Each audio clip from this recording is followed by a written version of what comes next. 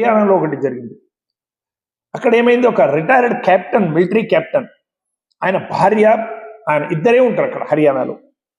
ఇద్దరు కొడుకులు అమెరికాలో ఉంటారు. భార్య చనిపోతుంది. ఫోన్ చేస్తాడు కొడుకులకి, నాయనా మీ తల్లి చనిపోయిందిరా, అమ్మ చనిపోయింది రాండి. ఇద్దరు కొడుకులకు ఫోన్ చేస్తాడు. ఒక కొడుకు మాత్రం పెద్దోడు వస్తాడు, కర్మకాండ అంతా జరుపుతాడు. ఇంకా రిటర్న్ పోవాలి తొందరగా.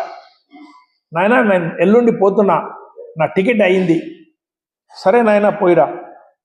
అరే అమ్మ చనిపోయేటప్పుడు చాలా నీ తమ్ముని జ్ఞాపకం చేస్తుండరా, చిన్నప్పటి నుంచి నీకు తెలుసు కదా తమ్ముని మీద ఎక్కువ ప్రేమ. అమ్మ చనిపోయేటప్పుడు కూడా వాని పేరే నోట్లో వచ్చిందిరా, వాడిని చాలా తలుచుకుని చనిపోయింది, తమ్ముడు వచ్చింటే బాగుంటుండే అని తండ్రి చెప్తాడు పెద్ద కొడుకు దగ్గర. ఆ పెద్ద కొడుకు చెప్పిన ఉత్తరం చూడండి, మీ కండ్లు కూడా నీళ్ళు వస్తాడు. ఆయన ఏం చెప్తాడు, నాయనా నేను తమ్మునికి ఫోన్ చేశాను, అమ్మ చనిపోయిందిరా పోదాం ఇండియాకి అంటే. ఇప్పుడు ఆయన నేను ఉండే స్థలము ఏరోప్లేన్లో 6 గంటల ప్రయాణం ఉంది, అంత దూరంలో ఉంటాడు నాయన. నేను పోయి ఇంట్లో మాట్లాడించడానికి కూడా కాదు, 6 గంటలు ఏరోప్లేన్లో ప్రయాణం చేస్తే వాని ఊరు వస్తుంది, అంత దూరంగా అమెరికాలోనే ఉంటాడు. ఆయన ఏం చెప్పిండంటే, నా భార్య ఉద్యోగం చేస్తుంది, నేను ఉద్యోగం చేస్తున్నా, పిల్లలకి స్కూల్కి ఇడవాలి, ఈ మధ్యలో నా భార్య ఆరోగ్యం సరిగ్గా ఉండలేదు, ఏదో కారణాలు చెప్పి ఇప్పుడు నువ్వు పోయిరా, అమ్మ చనిపోయింది నువ్వు కర్మకాండాలు చేసిరా, నాయన చనిపోతే నేను పోతా, నేను పోయి అప్పుడు కర్మకాండాలు చేస్తా, నీవు వచ్చేది అవసరం లేదు.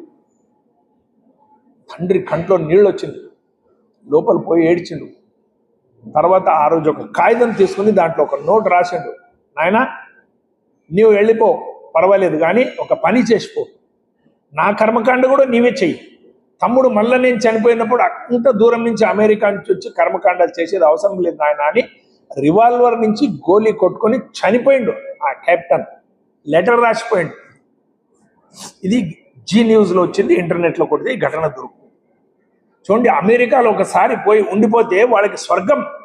అక్కడ రోడ్స్, అక్కడ సిస్టమేటిక్, అక్కడ డెమోక్రసీ, అక్కడ పోలీస్ వ్యవస్థ, అక్కడ నీట్నెస్, అక్కడ స్కూల్స్, షాపింగ్ మాల్స్, బిల్డింగ్స్, ఇదంతా చూసుకుని చంద్రలోకం ఇది.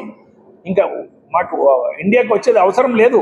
ఇండియాలో డస్ట్ ఉంటుంది, కుక్కలు ఉంటుంది, అంత మురికి ఉంటుంది, ఎవరు అడగరు ఇచ్చారు, అట్లా ఇట్లా లిటరసీ లేదు, మనదంతా బాగుంది, ఇక్కడే ఉండిపోవాలి అనే భావనతో వాళ్ళు మైండ్ సెట్ అయిపోతుంది.